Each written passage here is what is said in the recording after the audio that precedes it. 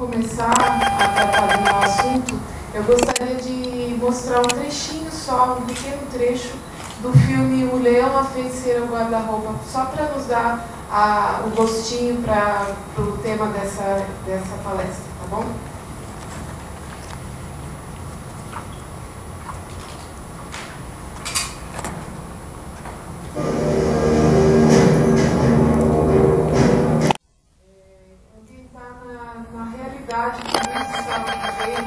Quando ele escreveu dois artigos que eu vou trazer para vocês, um escrito em 1939 e outro em 40, ou seja, bem no início mesmo da guerra.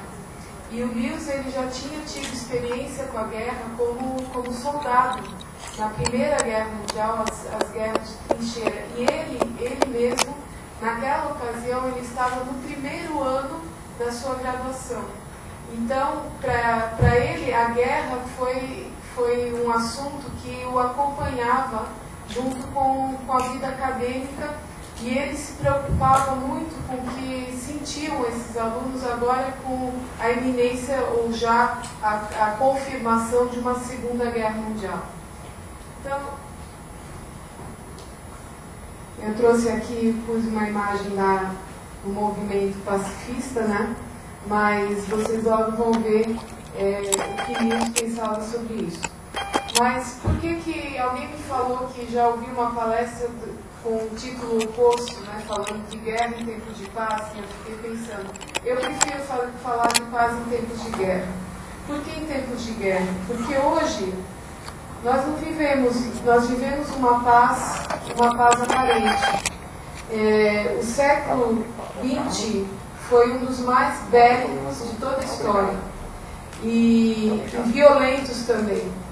Nós tivemos várias guerras, na verdade, guerras civis na África, guerra nas Malvinas, guerra no Golfo, guerra no Iraque, sem falar em tensões, né? Isso já do século XX para o século XXI, né? Já no século XXI agora.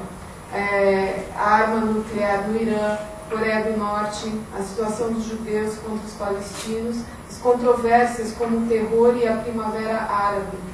E dizem que só um dado estatístico, a guerra do Iraque, ela provocou mais de 100 milhões de mortos civis.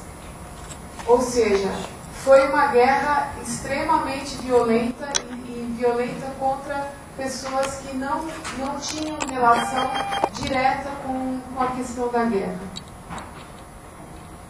E temos uma outra realidade, já olhando para a nossa realidade acadêmica aqui, de estudantes. Nós temos vários casos de atentados, de estudantes desnorteados, saindo, atirando para tudo quanto é lado. E estamos até, já entramos para essas estatísticas aqui no Brasil, já houve um caso assim aqui no Brasil.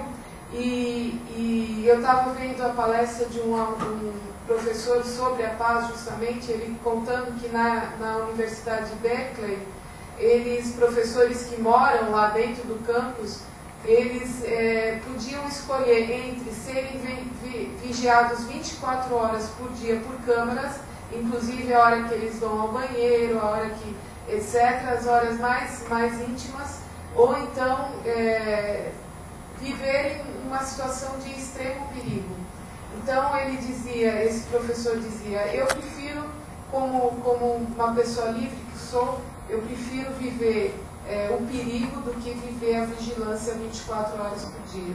Então é uma realidade nos dias de hoje que o acadêmico ele não tem muita perspectiva assim de realmente estar contribuindo para alguma coisa boa para o futuro, para a construção de um futuro, porque as guerras elas estão aí.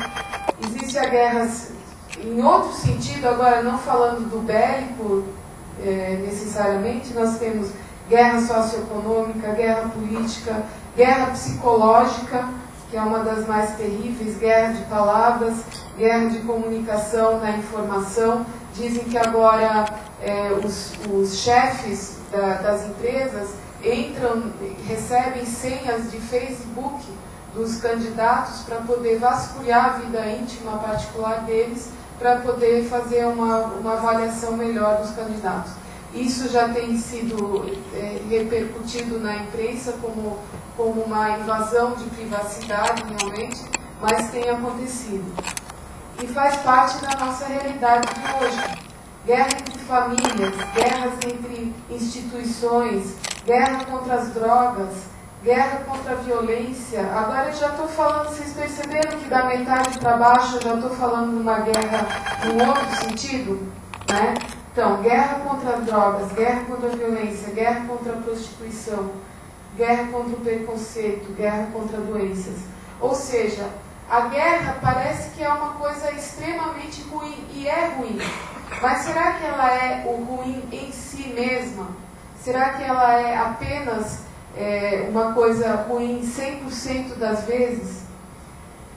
Eu fui pesquisar na enciclopédia mais popular do mundo para ver o que ela fala sobre guerra. Então, guerra é um confronto sujeito a interesses em disputa entre dois ou mais grupos distintos de indivíduos mais ou menos organizados, utilizando-se de armas para tentar derrotar o adversário. Então, lá no Wikipedia existe esse conceito. E o conceito de paz? É um estado de calma, de tranquilidade, uma ausência de perturbações, agitação, derivada do latim, passei, absentia belli, que é a ausência das coisas bélicas, né? Pode referir-se à ausência de violência ou de guerra. E Lewis escreveu dois tratados que nós vamos abordar daqui a pouquinho. Mas antes de falar do Lewis, vamos aprofundar um pouco mais o que significa paz numa das línguas que mais fala em paz, que é a língua hebraica, é a palavra shalom. A palavra shalom, ela é composta de três consoantes. As línguas semitas, elas são compostas por consoantes, mais do que e elas vão sendo combinadas, triplas ou mais de letras de consoantes vão sendo combinadas com palavras que vão tendo relações umas com as outras. Então, shalom é a combinação, dependendo de que vogal você coloca no meio e que ordem que você dá às consoantes, muda o sentido. Então, shalom seria o S mais o A e mais o A. Mas tem outras combinações, outras palavras com a mesma fórmula. Islã, por exemplo, é uma palavra aparentada com a palavra shalom. Salomon, que é o mesmo nome do rei Salomão, né? E Salim também é uma palavra que tem a mesma combinação, que significa igualmente, por exemplo, unidade, integridade física e moral. Então, isso não se aplica apenas às situações entre países, entre nações e entre políticas. Isso se aplica também a cada um, ao seu lar, ao seu território principalmente. Na cultura árabe judaica, a questão do território é nevrálgica para eles, porque eles não conseguem imaginar uma situação de paz se não tiverem com o território que lhes é garantido, conquistado. Então, para eles, tanto para o árabe quanto para o judeu, paz significa integridade territorial. Então, você imagina, se um povo tem esse valor e o outro povo tem o mesmo valor, só pode dar briga, né? E aí nós temos a faixa de Gaza para testemunhar no que isso dá. Na Bíblia, a palavra usada tanto para paz quanto para salvação e justiça ao mesmo tempo. Tá? E nós vamos ver um pouquinho mais para frente que Lewis também usava esse sentido mais amplo de paz, não só esse do Wikipedia. E ele se valia também da própria formação dele. Ele gozou de uma formação clássica, ainda nos moldes da Idade Média, do trivium e do quadrivium, que era o currículo das artes liberais que se chamam, que eles estudavam a retórica, a gramática, a dialética, e estudavam os grandes autores da Grécia Antiga, os autores de filosofia clássicos em várias línguas, estudavam as línguas. Então ele estudou muito bem o Santo Agostinho. Quem foi à palestra do Glauco já ouviu falar muito desse autor.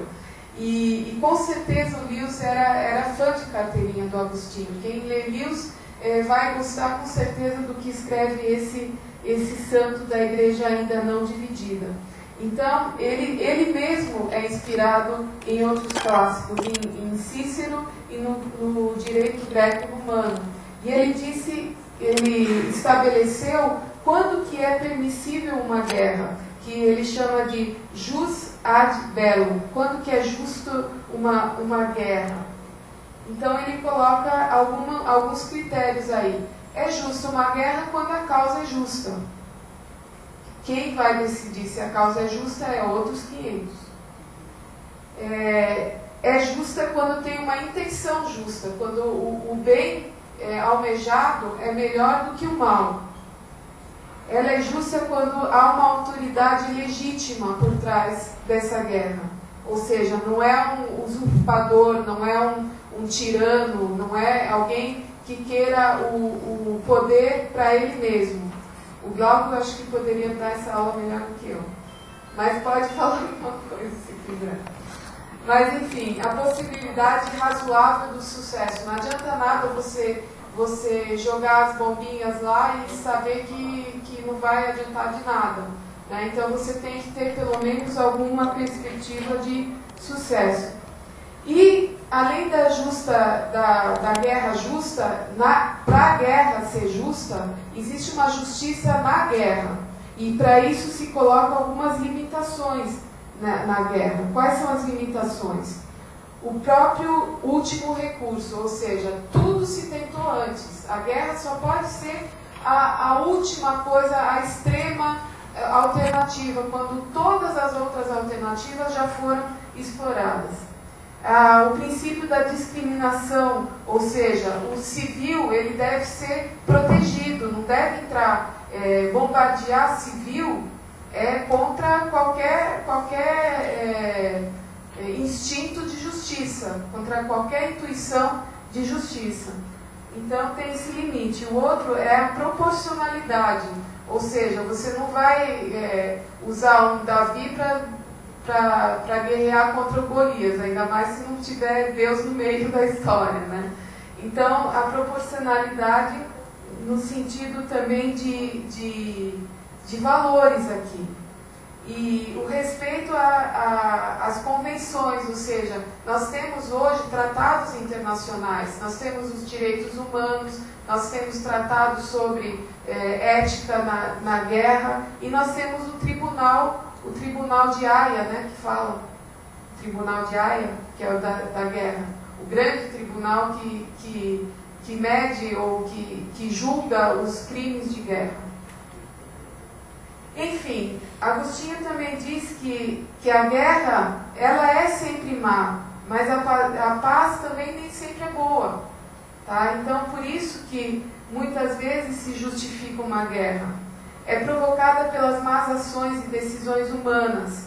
Sempre esse lado humano da coisa. Nunca é uma coisa que Deus impôs ou que Deus fez. É sempre um causador humano, movida pelo desejo de vitória, glória e paz. E sempre é um ser humano querendo uma coisa boa no fim das contas, né? Em última instância, querendo uma coisa boa. A paz não busca a guerra.